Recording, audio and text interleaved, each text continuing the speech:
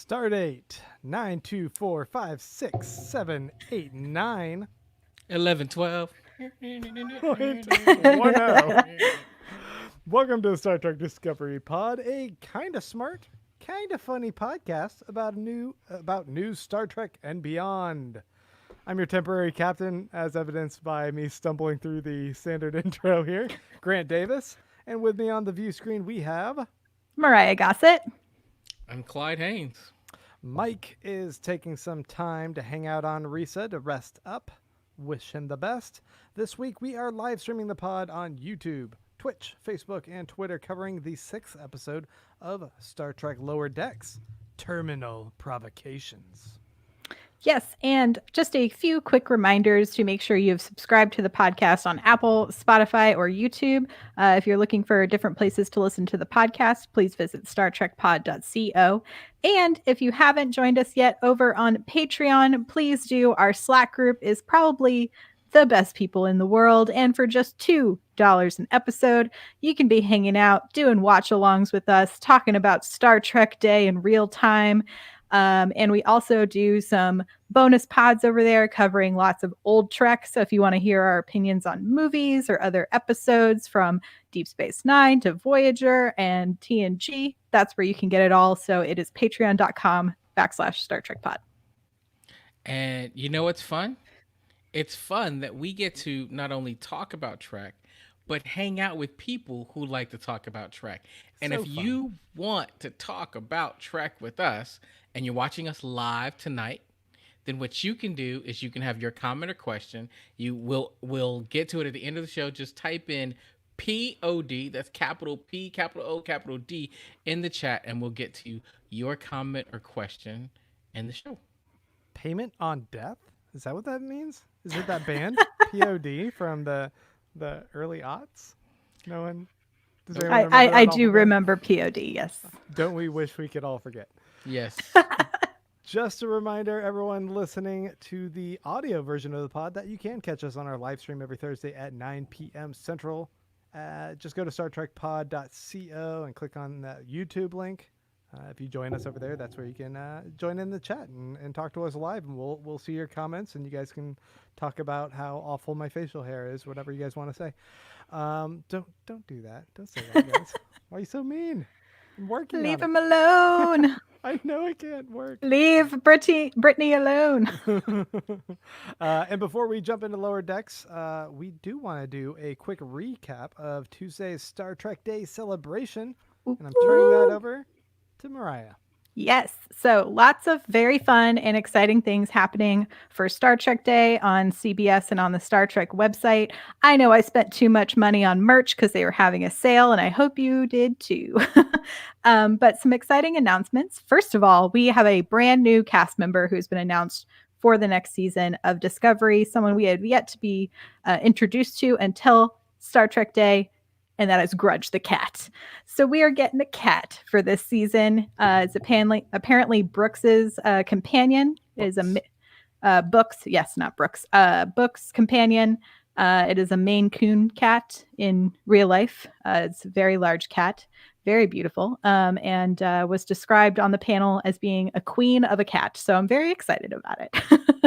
Grudge the cat. Grudge the cat. And there's a long-standing tradition of cats in Star Trek. We had Spot, on TNG. That was Data's cat? Yes. Mhm. Okay. And Look at you. Proud of you, Grant. what? I did a post on Instagram, and that's the only reason I think I know that. There's also been a cat on the original series. So we love cats at Star Trek. It is truly the superior pet. However, if you do want to see some dog action, you can check that out on Enterprise, and apparently next week on Lower Decks. So I'm sorry. You're a cat person, and you're trying to like speak for all of us as being cat people? I'm just saying I am a cat person, and they are the superior pet. Ugh, I don't know. I am allergic, so Well, that's understandable why that would not be a pet choice for you. But anyway, enough about cats. The other really exciting thing we got was a brand new official trailer for season 3, which has lots of brand new footage, and we have a brand new logo. for Disco. So I wanted to break down just a few of the key points of the trailer. I'm sure everyone, like I have, has watched it a gazillion times by now. But life still exists. So we get Burnham being super excited when the computer tells her that there is still life in the universe. The Federation still exists, but it's not what it once was. They sort of described this during the panel as well, that the universe apparently took a hard left turn and an event called the Burn occurred. We have yet to know what that is. The Discovery makes it through and crash lands, and they have to spend a good portion of this season apparently trying to find ways to fix the ship. Vulcans do still exist. We also possibly see a human Kelpian hybrid. There's a character who's talking to Saru, who has some of those facial features and similar ears as far as character makeup goes. Who's like, I knew the Federation was still out here. It's made up of the people. So there's some fan theories going around that it's a possible Kelpian human hybrid. Okay. Yeah, I see the nose like similarities and stuff. I'm looking at the screenshots now. I like that. I like that idea. Which would be really cool to see, especially for Saru, who I'm sure is very interested to see what happens to his people now that they've sort of been liberated in the last season. We heard from Alex Kurtzman that the Trills will be playing a big part in this new season, as well as from Michelle Paradise, but they didn't want to give us any other information beyond that.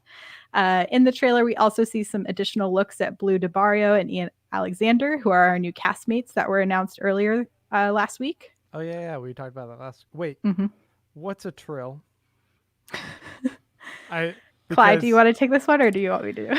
It sounds like some Ed Hardy slang. Oh, it's trill. I don't know otherwise. Kind of trill. No, a trill is it's a symbiotic being. Pump the brakes. Sorry, I had to know.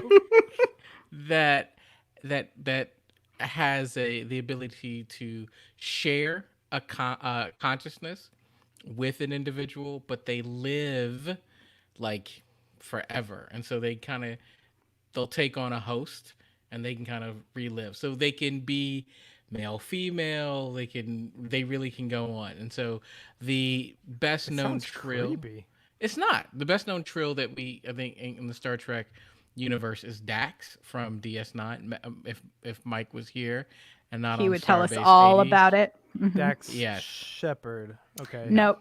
I'm familiar with the actor. Got it. Yes, that's a great one. Yes, this is good. This is super nerd lore, but yes, if you think about the Tok'ra from Stargate SG-1, your eyes are glazing over. Very similar. All right. I haven't seen that season. I haven't seen the Stargate season of Star Trek. I don't know what you're talking about. The Stargate season of Star Trek? This guy. Oof. It's not the same universe? Oof. Okay. I'll say both shows did film in Canada. That's about all they have in common. That's about it. I'll stop. I'll try to stop interrupting you. Right. Some other fun new things we saw in the trailer. We see our beloved comedy trio is still together. We have Stamets, Tilly, and Tig. We also have new badges in parts of the trailer. They're not wearing the same comm badges, so there's a little bit of a difference there. Badges? We don't need no stinking badges. Oh, there it is. There you go. Oh, is it that they're bigger? Tip your waitresses. They almost look like shells. I don't know. I'll have to see them beyond it just like flashing. But the Federation flag also gets another preview, but there's only 6 stars. So it's obviously a very decreased amount of members in the Federation. Also, big question answered. Saru is in a captain's uniform and is in the chair in parts of the preview. So the man in the chair. Boo. So we're going to see some Saru as captain for how long, who knows, but it's definitely there. And then we also get a possible new little romance for Burnham, and it is not Ash Tyler, everybody. So be excited. I'm very excited. Yes. It looks like it's books, right? Yes, it definitely looks like books. And then just a big shout out to Screen Rant, who had some great stills for this breakdown. I really appreciate that, so I don't have to keep pausing the trailer over and over again. Oh, I'm glad you did that. I was about to give you so much love, Mariah. I was like, wow, you caught a lot of things in that trailer. It's really impressive. So my question now, based on this trailer we've seen, is do we think they're going to spend the whole season in the future? Do you think at the very end they're going to figure out a way to jump back? Or is this like the new reality of this show? Is this time period? I mean, from the panel, I think they're going to want to stay in the future. They're very excited as like a writer's room to be coming up essentially with brand new Star Trek canon. They're in a place where nothing else has been written about before. So Mm-hmm. they really have full play. And I think when you get a room together that is trying to be both respectful of what's come before it, but give it a little bit more excitement, that's definitely the place I would want to be. And I think it gives them, there was, I think Alex Kurtzman or Michelle Paradise mentioned that Sonequa Martin Green had such a blast filming this particular season. And when asked why, she said from now on, her character is no longer living in fear and she just gets to play with hope. And so Oh, her character really gets to grow this season. So I'm really excited about that for her. Yeah, I'll add. Look, I know that nobody from the show cares what I think, but I I was always on kind of pins and needles watching and trying to figure out how are they gonna rectify the fact that we're starting this prequel with this super teched out ship that we've never heard of before, right? And they wrapped that up really nicely at the end of last season. And so I'm excited about us being in the future. We don't have to worry about the timeline. We're not impacting anything in Canada. Canon, it's all brand new.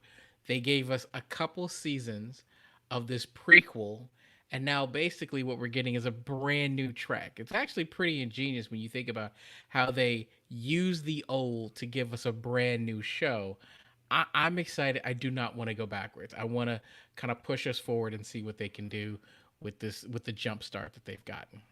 I'd also imagine there's something pretty hefty and unethical about the idea of them going into the future, interacting and engaging with all these people and being familiar with how life has moved on to this stage, and then jumping back in time with the risk of the butterfly effect of completely altering that and just genociding everything that they've interacted with up in like the 1,000 years in the future, right? Yeah. It's not as simple as just going and snagging a couple whales and jumping back to the future. They can't just do that.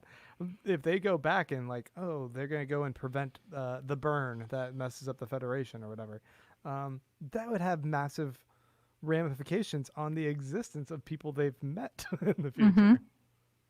And who knows, maybe that is like a conundrum they eventually have to face. Like I think that's an interesting problem, for them to have to think about, and it could be down to like some personal decisions on what they want to see happen for the future Right. and, what they think the new future can look like now that they are in it. Yeah, and and I was gonna say this, before we start the show. When we get to talk about tonight, or the episode of Lower Decks tonight, I thought it had this very interesting commentary on what it means to be Starfleet. And Mm-hmm. we've often talked on this pod about this idea of kind of this utopian society, right? Um, but what they've given us is kind of the best of both worlds, right? So now we're not looking and worried about, well, how does this line up to this idea of this evolved society that the Federation is when we think about TNG and Voyager and DS9 and the character that people live in? We clearly see that the Federation has crumbled somewhat, that there has been this burn, that the world is not the way it was. And so now we really are looking at storylines that are going to be more kind of, they're going to be deeper and richer and have more nuance, because the emotion and the character building is going to be able to incorporate these emotions that TNG and Voyager couldn't really get to, right? Greed and selfishness. We couldn't really get to those. It's going to be fascinating. We're going to get it's a new show. Right. Yeah. I mean, the only way you can have someone go back in time as if the entire galaxy is going to explode, and then they hop in the ship and kind of jump back, right, or whatever. But this was what you had discussed. I think both of you guys had kind of mentioned this and a ways back when we were talking about like fantasy TV Star Trek pitches. The idea of like, what if you could go back and see the origins of Starfleet forming? And now we kind of get this.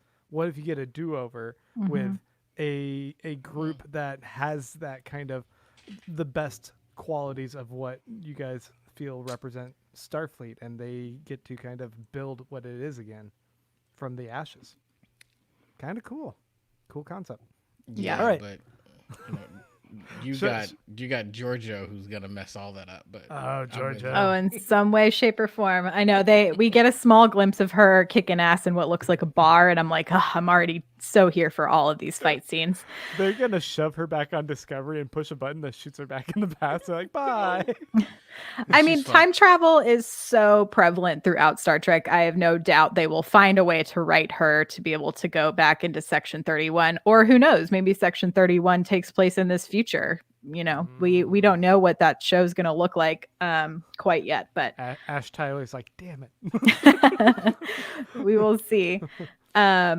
But just a few other things from Star Trek Day, just to wrap it up. It was a day celebrating. It's been 54 years since the original series first aired. There's also a panel for Voyager, which is celebrating its 25th anniversary, which is bananas to think about. And then on the Picard and TNG panel, it was just Sir Patrick Stewart and Jonathan Frakes. And what's really funny and like a beautiful segue into today's episode was they talked about a particular episode of TNG called A Fistful of Datas, which is when the holodeck goes crazy and Worf and his son are stuck on the holodeck with Deanna Troi in a Wild West sort of world. And it's a fun watch. We did it as a watch along in the Slack, and we had a really good time. But it is one of the most I would say it is like a classic Trek episode as the holodeck goes crazy. So I'm really excited that we get to talk about this today. And then finally, the lower deck panel was really great with some insights from the cast, as well as Mike McMahon saying that the last half of the season is his favorite. He says we're going to see some plot points sort of carrying over episode to episode. And they gave us a little bit of a sneak peek of some footage for the rest of the season. And it's still just as layered with tons and tons of jokes. And then just so I don't forget, they had a panel for every show. So Enterprise and Deep Space Nine were also excellent panels. I would recommend them to folks for sure. They're available on the Star Trek website. And then Mika Burton was a excellent moderator. It's LeVar's daughter, was one of the other moderators of the panels, along with Will Wheaton, who was very Will Wheaton, and he loves Star Trek so much. Yeah, he does. Will Wheaton's gonna Will Wheaton. Yep. If you guys are ready, let's go ahead and talk about Lower Decks. Let's do it. This was episode 6, titled Terminal Provocations, written by John Cochran, directed by Bob Suarez from Big Mouth and Solar Opposites. And if you are new here, you're probably familiar with other podcasts giving their hot takes on things, but since this is Star Trek Discovery Pod, oh no, folks, we don't give you a hot take. What we give you is a hot freak. Hot freaks. There we go. I wasn't sure you were just going to yell it at the very end. I was waiting for it. No, you guys scolded me last time. I was like, oh, I was being a little greedy Grant. I can't do that this time. Clyde, do you want to kick things off? What did you think about this episode? You know, I thought this was a really interesting episode because we get a couple interesting commentaries, right? So as Mariah mentioned a moment ago, there is this commentary on the holodeck about the holodeck, and I love this idea of like, well, let's just go learn this on the holodeck. And it's like, oh yeah, it is, you know, useful for more than just talking to this random list of historical characters, which we saw so frequently on Star Trek. And so I like that. It's poking fun at these questions that we've all kind of had rolling in the back of our mind. But my favorite thing had to be this concept of I'm so Starfleet, or that's not Starfleet, or this is what Starfleet is. And it just made me think about the fact that I was watching another sci-fi show, this new show called Away, on Netflix. I'm big into space and space operas, and What? yes, just a little bit. So I'm watching this and I'm thinking to myself, you've got all these personalities in these characters, and I'm thinking about my office, right? Mike always calls this a workplace comedy, and I'm thinking about how in my workplace there's always a couple people who just like rock the boat or kind of are not pulling their weight or just are weird, right? There's always one, and if you're not sure if you can find them, it's probably you. Um, and so I'm thinking, but in Star Trek, we never really see that. There's never like a main character who's just kind of off. Everybody's so Starfleet. Um, and I was just thinking that, wow, if you're on this mission forever and you've got that coworker that drives you nuts, it's gonna be a long trip. And that's what we got in this. So it felt a little real. It felt like, okay, even in a place where everyone's so Starfleet, you've got to screw up. You've got somebody who's just a problem. And we saw that with Fletch. And so I was enjoying this kind of realness and thinking about the dynamics of personalities kind of trapped on a starship, right? It's a space submarine and you're in there forever. And so I thought that was a really interesting take about kind of protecting your job and wanting to impress people and all these things. And so I truly enjoyed that. I enjoyed the banter between Mariner and Boimler, and I am so happy. At the end, I was worried when they said that Fletch was transferred to Titan. As you guys know, I I'm a fan of the Titan novels. And so the idea that he was transferred to one of my favorite ships was a little annoying to me. But he You got and fired. Boimler. You and Boimler both Yes. going, no. And he got fired. And I was like, that works out. I'm okay now. Like it was like a moment where I was kind of like, no. And I was like, all right, thank you. So ultimately, I enjoyed this episode. Yeah, going off of that, I think that this was a really fun episode in the A, the B, the C plot lines, all of it. Like I really enjoyed the one I bitched I think last episode about like the idea of, oh, are they gonna just pair Rutherford and Tendi again? Mhm. But what they did with them this week was really playful, really fun, and adventurous. And so I was fully engaged. Having them in the holodeck and having it turn into a comedic horror where the paperclip assistant Badgie. basically Badgie is murdering and ripping people's heads off. I was like, oh, the violence they can get away with on this cartoon is fantastic. And chasing him, jumping through different environments and trying to figure out a way to combat it, fully engaging. And I thought it did a great job of giving me even more of a window into Rutherford in particular. But I mean, I think we can all definitely see what they're doing with the relationship now with Rutherford and Tendi. They have intent there, and I'm a-okay with it. I'm excited about that. Before you leave that, Grant, you have Sure. to appreciate the fact that they took one of the most beloved symbols of Star Trek, the badge, and turned it into a homicidal killer. A homicidal killer and like the bane of the 90s clip assistant icon. I mean, but it was basically the same character, right? Hi, can I help you? I'm gonna murder you. Um, Yeah. but then, taking a look at Boimler and what's her name, Mariner, Mariner. the strengthening of their relationship as well as solidifying what Starfleet it represents to them, I thought was very important in a show that loves to kind of mock a lot of what Star Trek is, to still kind of show that degree of reverence and contrast them against someone who is acts very unethically and and is very disingenuous, like Fletcher ultimately ended up being. And I think we all knew as soon as we saw this new introduction of a character like Fletcher, we're like, uh-oh, something's gonna be off with this guy, and we're not gonna see him next episode. They ain't introducing a new character in this way. Um, and then ultimately the C plot where the bridge crew was just trying to go negotiate with the other ship was kind of funny to me. The whole premise of like we can't really get into a battle here, so it's like this delicate pissing match that they're having until they start shooting debris at them. It was all really amusing to me, and it just flowed together and then culminated in a really great way at the end. So I liked this episode. This is one of my favorite episodes I think I've seen. Yeah, I also really enjoyed this episode. I felt like it was such a loving homage to 90s Trek in so many ways. From the deck going rogue, from connecting brains to the computer to aggravating amounts of diplomacy.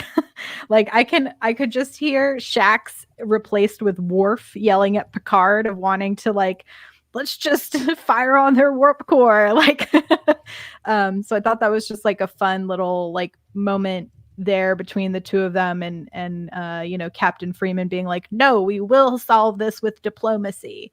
I'm hoping that this is a true setup for the next couple of episodes because I think there's something interesting with like the wreckage and the artifacts. So I'm like, maybe there's going to be something on those that's going to have an effect on the rest of the ship for the rest of the season.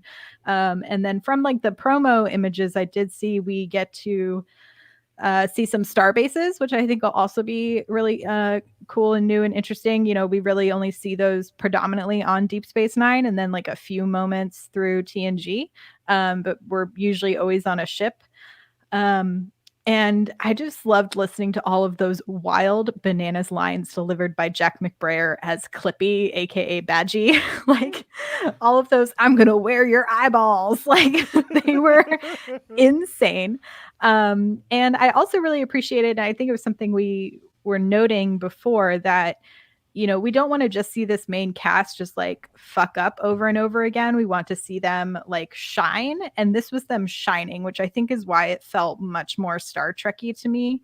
And I saw like James Worm mentioned that some of the violence in the holodeck program took him out a little bit. But I would say that because it's the holodeck, it feels a little bit different. And plus, we've always sort of played with that trope of like what can happen on the holodeck can sometimes hurt real people, but if it is just holograms, is it real people? And like that weird ethical dilemma that comes up a lot. And then, I think Tendi and Rutherford are going to be adorable. I loved when their boots locked. It was very cute. The whole like just the back. I was there. I was like, oh, the boots are knocking already. Okay. And then, Mariner and Boimler finally get the moment to show that together they can clean up the big mess because together they're better than just being individuals. So I really enjoyed that they got to show off their skills. And I will say maybe I spoke too soon about cats being a superior pet because I now have one that's meowing at my door that I need to let out. So 1 second. Okay. So. Well, I think I want to address James's comment because I think, normally in any other situation, I'm with you, James. The gratuitous violence would take me right out of Trek. I don't know if it's the fact that this is animation. I don't know that if it was this caricature of Badgie that was reminiscent of Clippy. There was a secret sauce there that made it work for me. Because normally I would be absolutely out on that. But this made it more funny. It was almost, maybe it was the holodeck, but it felt like, oh, this is a Saturday Night Live Star Trek skit. Like it's not real. This isn't really happening. This is just they're gonna be okay, and it's funny. Yeah, that's where it definitely took the turn where you see the influence of Rick and Morty of like, we are in a holodeck playground, so can we just go ahead and be a little bit over the top with some violence that is ultimately meaningless because these are holograms. Mm-hmm. And I, as an outsider to Trek, absolutely not only loved it, but felt in a weird bloodlust way like I needed it. Like I was like, yes, that is the sort of edge that I want, that I feel isn't going to be, at least for me, too offensive. Or too degrading to the world that is Trek. If they did it in the real world, if they landed on a planet and like people were ripping each other's heads off, sure, I get that. That's a little bit beyond the pale. But here it just totally fit. And I was like, that gives high stakes to the murderous rampage that is Clippy, while I don't know, we see that kind of violence everywhere else at this point. I feel like I'm desensitized to a degree, but it was fun. Yeah, but I think to our listeners' point, we do see it everywhere, just usually not here. And if you're looking for a safe harbor, This you ain't kind of you typically think Star Trek will give it to you. this ain't your granddad's Star Trek. I'll Yeah. tell you that. And that's so I think it's a fair kind of comment, right? Because if you Definitely. think about all the stuff that we see, whether it's on reality television or horror or drama, for the most part, all of that is left out of Trek, right? Trek is pretty wholesome, very CBS, I and mean, now it's different. Nah. yeah, I was like, Chippy, good point. I was like, we've seen people totally shot down, but it because of like the time slots and because of the way networks work, like you just didn't get all the blood that you do now on like The Walking Dead and all these other things that are on air at this point, you know? So I definitely think the the idea of death and violence is not new to Trek, but I think the amount of blood we saw in this episode was definitely more than we've ever seen before. But I will Gore say, and viscera. we also just saw on Picard someone get blown up. So it's like, you know, new Trek is new Trek, and it's a whole new world in some ways, I guess, to keep mean, up with what else is on TV. On They're dropping Discovery, F-bombs yeah. and showing Klingon nipples, and now this. I What is mean, going on? Klingons on Discovery ate people, so I mean, Mhm. this is a darker Trek. That's a fair point. That was true. Okay, so let's jump in and talk about that cold open. The cold open where they're all of them are getting kind of excited in lower decks about replicating different, yeah, the sounds of the ship noises. Get in there, Grant. Come on. If someone just tuned in, I'm so sorry. You can come phaser us now and tackle Grant. I really enjoyed how how everyone was getting really excited, even like where you think that Mariner isn't gonna want to be, she's gonna be like a little bit stick in the Too mud cool about for this. school, Yeah. like, Oh, what yeah. are you nerds doing? But no, she was all like, oh no, it's totally like this, and they were all making these different noises. Um, I was the only part where I didn't like it was when Ransom comes in and thinks it's like some threat. I thought it was kind of funny, but then him tackling and Boimler makes a noise and she goes, "Oh, it is higher." I didn't fully get what was she suddenly hearing what the actual engine noise was, or did his Mhm. yell sound like the engine noise? No, so I turned up the volume and there is a low hum. So it's totally Oh, like a sound effect joke, I believe. okay, okay. I think Mhm. that's what I was missing when I was listening to it quietly earlier. But I mean, I kind of wish that Ransom had just kind of joined in with them and been like, "Oh no, no, no, it's totally this." Like that's what I wanted to see, that kind of bridging the gap between upper deck and lower deck. Mhm. Yeah, I mean, this was a moment where you're right, Mariah, in the fact that you've got these characters who have different levels of cool, different levels of like, you know, geeky or nerdiness, and in this moment they all came together and kind of showed their their Their dorkness. mutual dorkiness, yeah. Yes, all together, and it's a great moment. It is like when you're hanging around a bunch of people and you find that common thing that all makes you nerds. And you're right, Grant. It was ruined by Ransom. Well, because if they're all anyone who's in Star Trek has to be a little bit of a geek, right? You have to have Yeah. had that nerdy passion that led you to want to be a part of what Starfleet is. It seems like that's kind of that cutoff threshold. So Ransom, come on, man, you should have heard them doing that and joined in because that would have just sealed the extra nerdy layer of that joke. They think, oh, we're busted, and he's like, no, it's actually this noise. That That's could have been that's my fun. opinion. But it is fun to see Boimler just get tackled. I'll That say it's also not a bad physical joke for me. Mike doesn't like Boimler. He would have just loved that part, I'm sure. It's true. So I loved the fact that I have a deep love for off-screen characters. I think they're very funny, and they add, like, it just reminds me of old sitcoms, like on Frasier, where we get Maris, and there's this history, right, of people we don't ever get to see. The naked man on Friends, right? That's across the way. And here we get the choo-choo dancers. I was like, I want to see the choo-choo dancers, but they're never gonna choo-choo revolutionary. But we're not gonna get to see it. And so I have like I enjoy the fact that they're doing that, and they're like leaving this little nugget. I'm like, well, maybe we'll come back to this group and the choo-choo dance. But we will anyway, 100% see people wearing choo-choo shirts. So. Always I want one now. at cons. It's going to be a super easy, con outfit. Right. Already ordering mine online.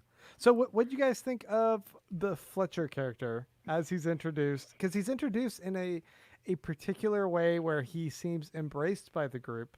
He seems to have a very valuable asset in that he's able to calm down tense situations and appease everyone and like diffuse tension. I liked him. And then there's a 180. Yeah, I liked him. And I was like, oh, this is interesting. Right up until the moment he agreed to do the work for Mariner and Boimler.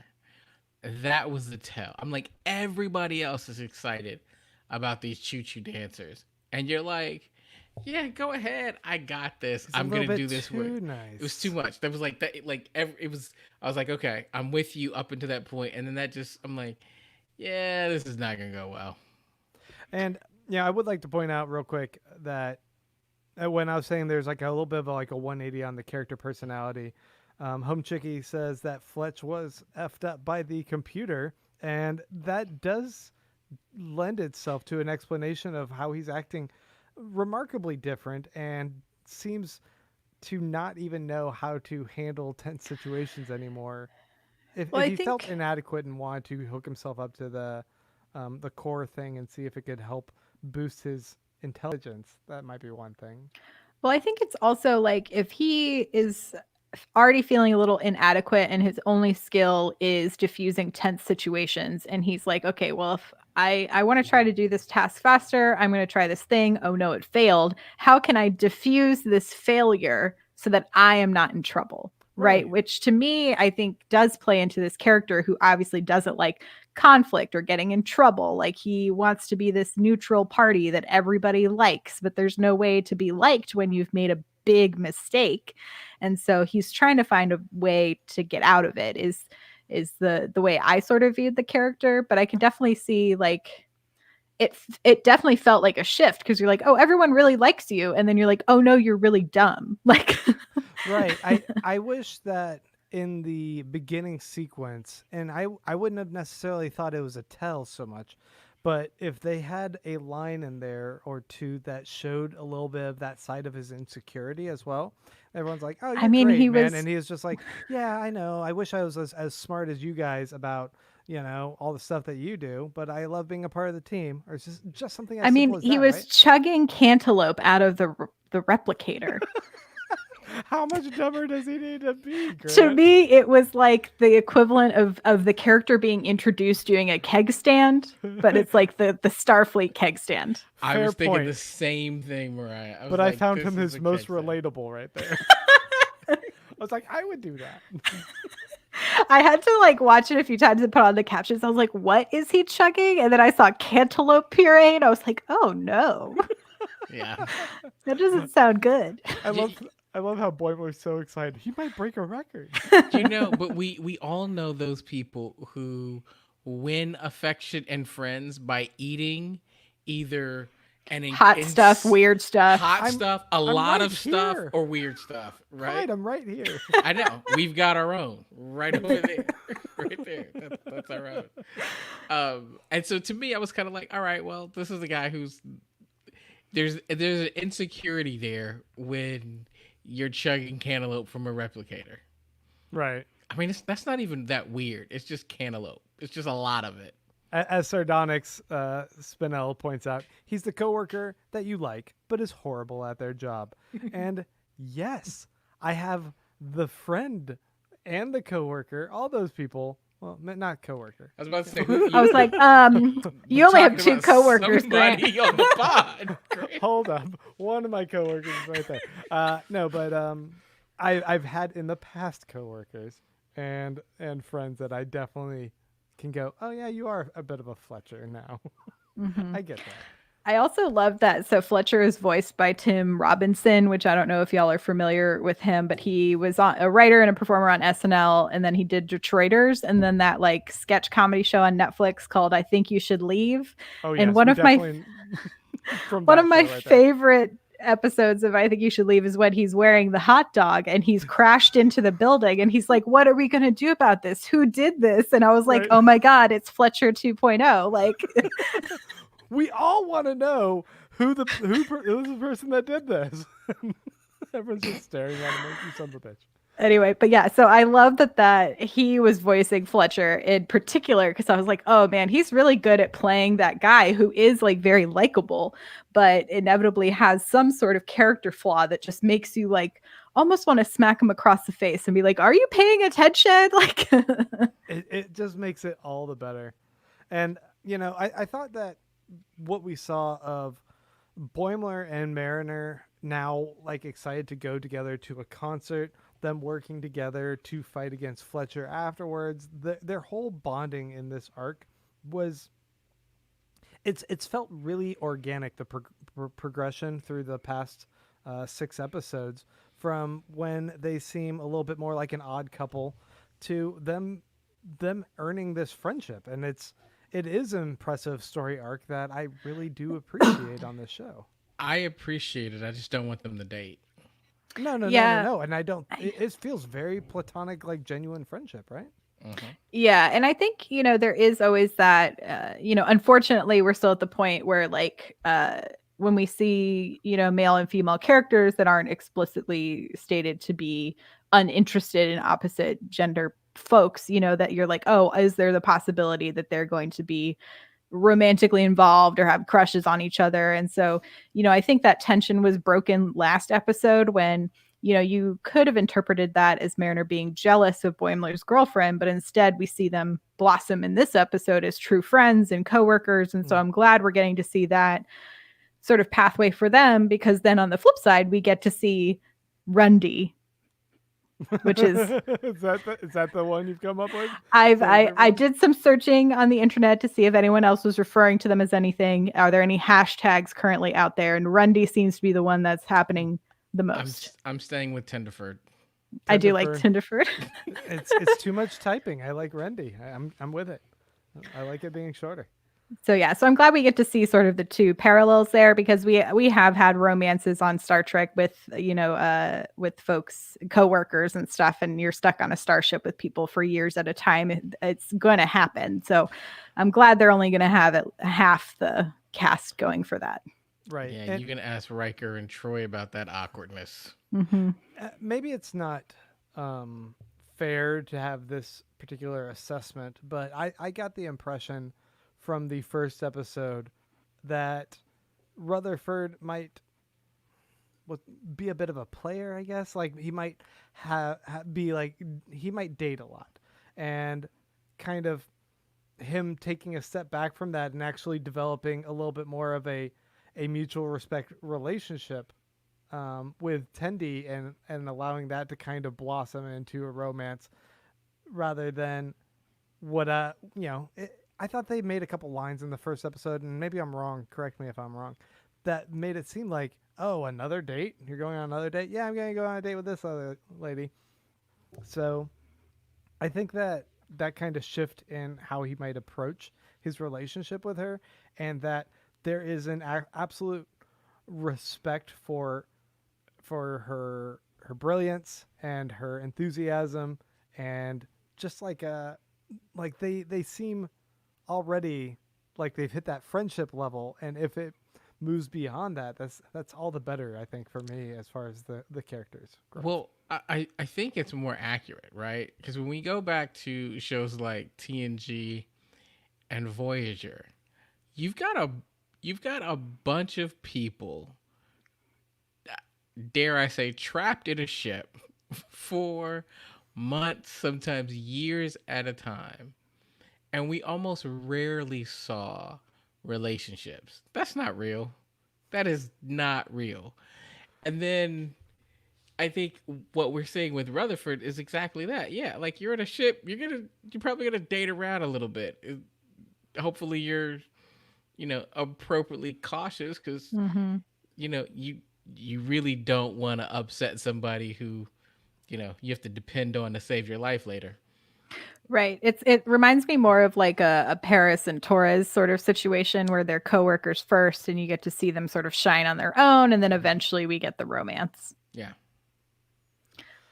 I also wanted to there was a couple of things within the A plot of you, if you will, of Mariner and Boimler when Fletcher is finally fired, and or is on the Titan and is promoted and then fired. This show takes place in 2380 and Riker took over Titan in 2379. So Riker got to fire Fletcher. Yep. Whoa, really? I didn't know. Okay, so Riker moves over to Titan. Oh, we could spend a whole podcast me talking about Titan, but we And won't. me, Yes. eyes glazed over. New ship. Riker gets his after. This is Riker's command ship. There's a bunch of people on it, including his, wife Deanna Troi. So yes, he got to fire Fletcher. And then a couple of things that were fun to me in the holodeck thing. We have the spacewalk scene, obviously, but then the Bajoran marketplace I thought was a really cool like holodeck sequence where we get to see some of that architecture and the Bajorans when they're not getting torn apart by Clippy. But then when we finally get to the fight scene between Badgie and Rutherford, he goes in with the Kirk double fist punch, hands clasped, which is, I think I'm excited that they keep sort of making that reference with any of the muscular like dudes on the ship when they're fighting. That's always what they go for. Their go-to move. Yeah. Yeah.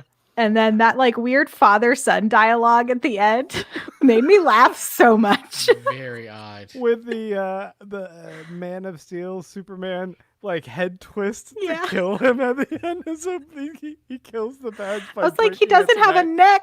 How do you break his neck? And yet he did it. It was so good. I had a question about the Bajoran market thing because I'm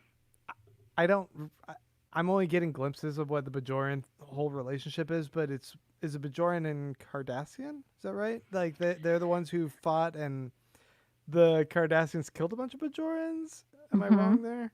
And that is correct. Wasn't it more like almost like a slaughter or genocide of the Bajorans, and they're kind of an unfortunate victim in the galaxy? So but we also see Shax on the bridge is also Bajoran, who's the big security officer. So okay, and the, but then to land on the planet and have another entity come in and slaughter them.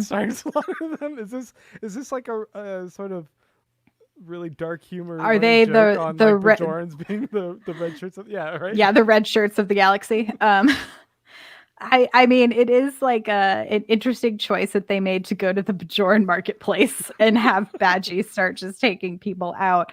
But I would hope that they're being a little more sensitive to that than that. But it's a fair critique.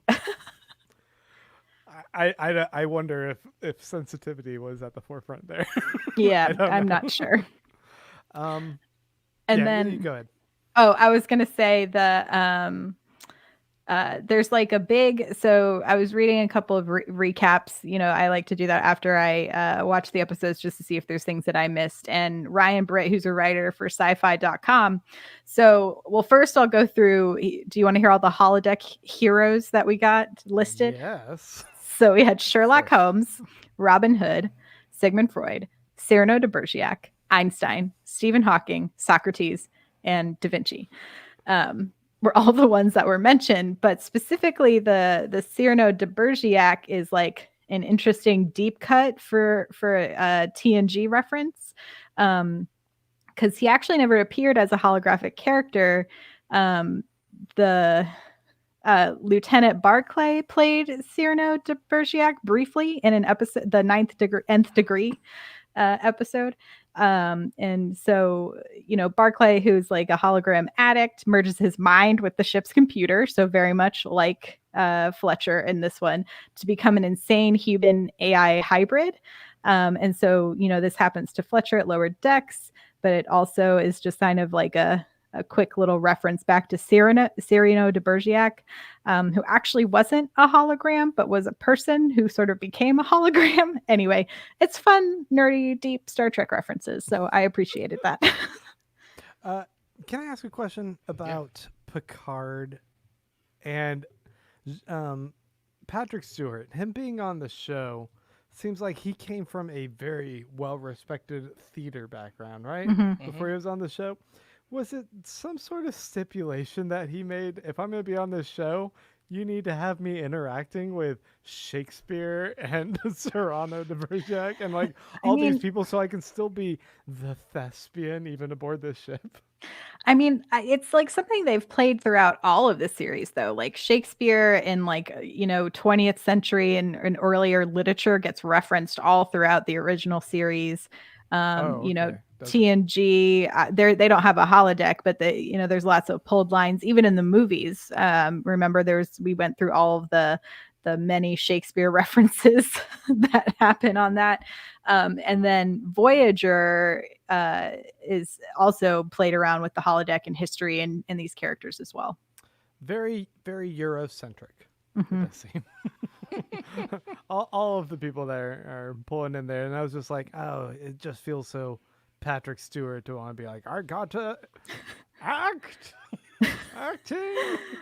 on the holodeck. Can we go back in time? Because this is really what I want to do right now. To trek or not to trek? That is the question. Do you have any other cool little facts? Yeah, so the Drukmani captain is voiced by J.G. Hertzler, who is a Star Trek just like total alumni. He's been many characters for Voyager, Deep Space Nine, and has done voices for the video games as well. And then the only other one was the one I think is the most obvious is the Sulu Alpha evasive pattern, which is obviously a reference back to Sulu. So I did catch the voice. I was like, man, if that doesn't sound like, Goldacott or Goldacet or Klingon, I was like, I know that voice anywhere. Yeah, he's played a ton of characters. Well, if you are watching us on YouTube right now, I want to go ahead and encourage that if you do have any comments or questions and maybe we missed them earlier in the episode, feel free to repost them. And right now you can type POD at the front. You can also ask new questions or give your own thoughts on this episode or the ongoing series right now, and we'll get to those in just a minute. And I will say earlier, like way earlier, someone on Twitch asked us, what program would we run in a holodeck? I think that's a good place for us to start. What would you guys prefer to run in a holodeck? Man, what wouldn't I give for a holodeck specifically right now? Like to be able to not be. I would go back to 2014. I mean, so many places, but I think, I would primarily, I think, use it for like relaxation purposes, like maybe stroll the streets of Paris for an afternoon and then hit up a Grecian beach. Sounds great. Maybe then end up going for like amazing food in Thailand. That sounds like a great afternoon. Damn, I mean, okay. I'm with Mariah in the fact that the idea of being able to spend time in Paris and Tokyo and Greece, Athens, South Africa, Brazil, like you name it, and you don't have to pack any luggage or deal with the customs or TSA, none of that. You just get to show up. I would absolutely do that. But also, I think I'd be curious about playing the role of either incredible sports events, right? So taking on the role of Walter Payton in the 1985 Bears versus Patriots Super Bowl, or Michael Jordan and Bulls in any of the games in the 90s or something like that. I just go like, oh, my body doesn't move that way at all. It would be, but in the holodeck, It could, yeah. Really? Okay. I Oh. mean, I know Clyde froze, Clyde, but what happened? oh no, I'm gonna drop him out for a second. he'll come back. But the other thing I was going to think about though is like with all the traveling perks, I would imagine then you could like holodeck museums with no people in them, which is like ideal situation. Oh yeah, and I was thinking I would totally take a trip to like Mars if I could just like Mm. be not to be such a brooding Doctor Manhattan, but be like Doctor Manhattan, just go to Mars and have a floating crystal castle where I could go tour around what's going on that planet, just inspect it, and that'd be really rad. That would be cool. Yeah. I don't know if Clyde's gone. Oh no, has he not come back yet? Well, I hope looking at it, it's still he just dropped out. Maybe he'll pop back in. he'll try back up.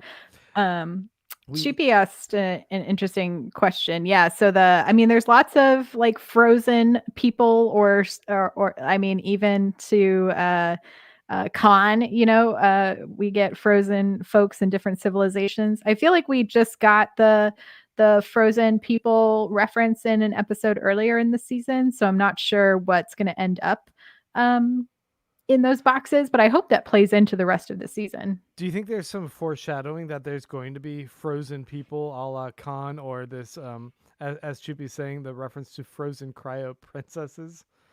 Like there might be some people that de-thaw, and it's this sort of our ship, the Cerritos, is that what it is? Cerritos, yeah. Which is typically second contact, has suddenly an opportunity thrust on them that is first contact. If they recover all this ancient these ship parts, and that becomes a running through line for the rest of the series, that would be really interesting. Yeah, because like what took down the ship, and it was 100 years ago. So 100 years ago from this time frame would be around like Voyage Home and the whales. So it could be Oh man. there could be all kinds of interesting. Is it the remnants of the original Enterprise? Like all kinds of fun stuff in there. Right. Yeah, okay. That'd be super crazy, but exciting. James Warren says, was this the first time the tractor beam was used to hurtle projectiles at a ship? Genius. I can't remember another time, but yeah, it was very funny. It was an interesting way to deal with like them being in conflict with another ship that didn't have any weapons, and them trying so hard not to engage. Right. We got a good question or a good comment from Kern saying, I was bummed we didn't see a Riker or Troy voice cameo at the end of the episode, which is, yeah, that's a good point. Now that I know. I know it could have just been like yelling in the background. Right. And Clyde, you're back. Clyde. What up, man? Don't be like that. You only missed a few questions. Internet. I was gonna. Oh, what was I just gonna say about? Oh, another thing they did reveal during Star Trek Day, and I wanted to wait till the end of this because we get so many mentions of Q in this particular episode. They have confirmed that Q is going to be a character this season. They do keep mentioning Q a lot in all the episodes. Okay. And the original actor is going to voice the character. Nice. I was going to ask that. Oh, that's amazing. Let me just say, I of course know who Q is, but for people who don't, could you explain who Q is? Because I have no clue. Well, in order to explain Q, Grant, do you understand who R is? Is this some weird Trump I'm just messing shit? with you. I don't know what Q is. Just messing with you. I'm just messing with you. Q is a collection of omnipotent, omnipresent beings who... Like the Watcher in Marvel or something? Like these people that like can see all and occasionally interact with that shit? Oh no, they interact all the time because they're bored. So this Q? is the Q. So you have a bunch of them, but they're all called Q. And there's one in particular that became fascinated with humans, in particular Picard, and just would show up occasionally and disrupt things basically because they were bored. Okay. Okay. I think it's going to be really fun, Oh, it's especially like amazing. with animation, the amount of tomfoolery that Q can wreak havoc upon this crew is going to be very interesting. Yeah. Okay. I don't fully know what to make of it. I I'm sure the take that Lower Decks will have on what Q is will be very fascinating. And oh, thank you, James Worm. James Worm pointed out, no, Beyonder from Marvel. I think I have a much better frame of reference for it than the Watchers. Cool. I think that's about it. Did you guys have any other thoughts on the episode? Oh, Clyde, just the question that popped up earlier, and I thought just to double check with you. Have you ever seen them use the tractor beam to throw projectiles at each other? No, never throw projectiles at each other. I think I've seen a tractor beam used to push something. Um, but I didn't even know they could It seems push so it to a way that they could then use it so as a weapon. hilariously petty to just fling bullshit at shit. Especially, it's literally when you think about it, it's somebody bring a rock to a gunfight, right? I love that it's just like these space trash collectors that are just having this like trashy redneck fight in space where like we're just gonna throw trash at you because you won't let us collect this shit. It's 100 years old. Let us have it. It's so good. All right. Well, thank you so much, everyone who's been watching, for tuning into the pod this week, and you folks that are listening as well. We want you to remember you can always find us over on YouTube every Thursday at 9 p.m. Central Standard Time, talking Star Trek. We're going to be doing this for the ongoing future. We're going to finish out Lower Decks, and as soon as Lower Decks ends, we're going to jump right into Star Trek Discovery Season 3. We'd love to have you guys join us for these because they're really fun and engaging. We love to hear the thoughts that you guys have and the corrections you guys have when, especially I'm talking out of my ass about this stuff. Yeah, so please join us. You can go to StarTrekPod.co to subscribe. Yes. And if you are listening to us on Apple Podcasts or care to jump on over there, please leave us a 5-star review. It helps us move up the charts so that other people can find the show and start discussing Trek with all of you, our lovely listeners and fans, especially those folks who are on our Patreon. Don't forget, if you subscribe at the $2 an episode level, you get to hang out with us in our Slack. You get to do all the fun watch-alongs. We continue to break down all of the things we saw during Star Trek Day. And talk about any new footage or pictures or cats or whatever else we want to in there because it's our Slack, darn it. And it's a good, fun place. Also, that is where we're talking about all things old Trek. There is a series that Mike and I did talking about the best of 7 of 9. We did a few episodes and we're going to return to Badass Women of Trek and we review all the movies. So definitely hit us up on patreon.com/Star Trek Pod. Hey, and I just want to remind all of our listeners, if you're on Twitter or Instagram, check us out at Star Trek Pod. Tweet about the episode, subscribe, please. And just want to shout out 2 people who help us. I mean, they help really all of our socials. But Karen, who runs our Twitter, and James Worm, what's up, James? I see you in the chat. Who runs our Insta. Thanks, guys. We appreciate you. Y'all are the best. And thank you so much once again to all of you for joining us on Star Trek Discovery Pod.